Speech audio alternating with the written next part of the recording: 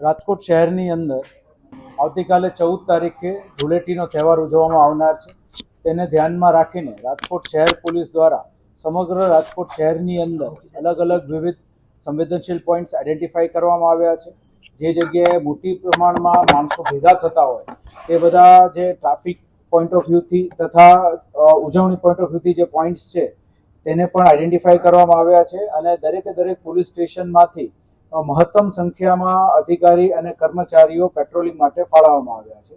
તે ઉપરાંત રાજકોટ શહેર પોલીસની અંદર જે અલગ અલગ બ્રાન્ચો છે, જેમાં ક્રાઇમ બ્રાન્ચ છે, એસઓજી છે, પેરોલ ફરલો છે, ઈઓડબલ્યુ છે, તે તમામના અધિકારી અને કર્મચારીને અલગ અલગ પોસ્ટ વિસ્તારની અંદર પેટ્રોલિંગ અને તકેદારી માટે થઈને બંદોબસ્ત આપવામાં આવ્યો છે. સિનિયર અધિકારીઓની સાથે સ્ટ્રાઇકિંગ ટીમો બનાવીને ક્યુઆરટીની ટીમ્સ પણ સાથે રાખવામાં આવી છે. વજ્ર અને વરુણ અલગ અલગ જગ્યાએ સતત પેટ્રોલિંગ કરતા રહેશે અને જે જગ્યાએ સૌથી વધારે, જેમ કે રેસકોર્સની આજુબાજુ સૌથી વધારે લોકો ભેગા થતા હોય છે, તો ત્યાં સતત હાજર રહેશે.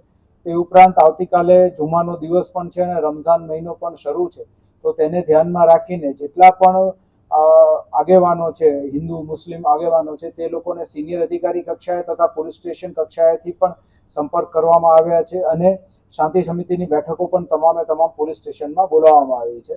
રાજકોટ શહેર એસઓજી દ્વારા ડ્રોનનો વપરાશ કરીને અમુક જે ફિક્સ પોઈન્ટ્સ છે ત્યાં સતત ત્યાં વોચ રાખવામાં આવશે. જેટલા સંવેદનશીલ પોઈન્ટ્સ આઈડેન્ટિફાય થયા છે ત્યાં ડીપ પોઈન્ટ્સ, ધાબા પોઈન્ટ્સ અને ફિક્સ પોઈન્ટ્સ પણ રાખવામાં આવનાર છે.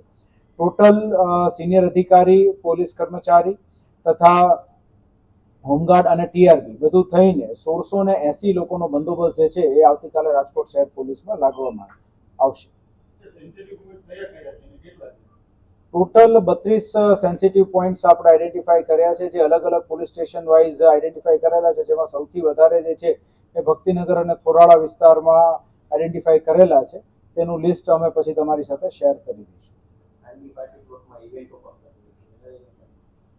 હાલ આજ દિન સુધી જે છે એ લાયસન્સ બ્રાન્ચ પાસેથી માહિતી મેળવતા કોઈ પણ એવી જે પેઇડ કોઈ મંજૂરીઓ આવી નથી કે જેમાં પેઇડ ઇવેન્ટ્સ થતા હોય અને જેના આધારે પરફોર્મન્સ લાયસન્સ એવું લેવામાં આવતું હોય, પણ વ્યક્તિઓ જે છે પોતાની રીતે અલગ અલગ જગ્યાએ હોળી ધૂળેટીની ઉજવણી કરતા હોય છે, તો તેને ધ્યાનમાં રાખી તમામ પોલીસ સ્ટેશન પાસેનું લિસ્ટ તૈયાર કરાવવામાં આવ્યું છે કે કયા વિસ્તારની અંદર તેમને ત્યાં રીતે પ્રાઇવેટ અરેન્જમેન્ટ થયેલી છે અને ત્યાં પણ પેટ્રોલિંગ સતત રાખવામાં આવશે.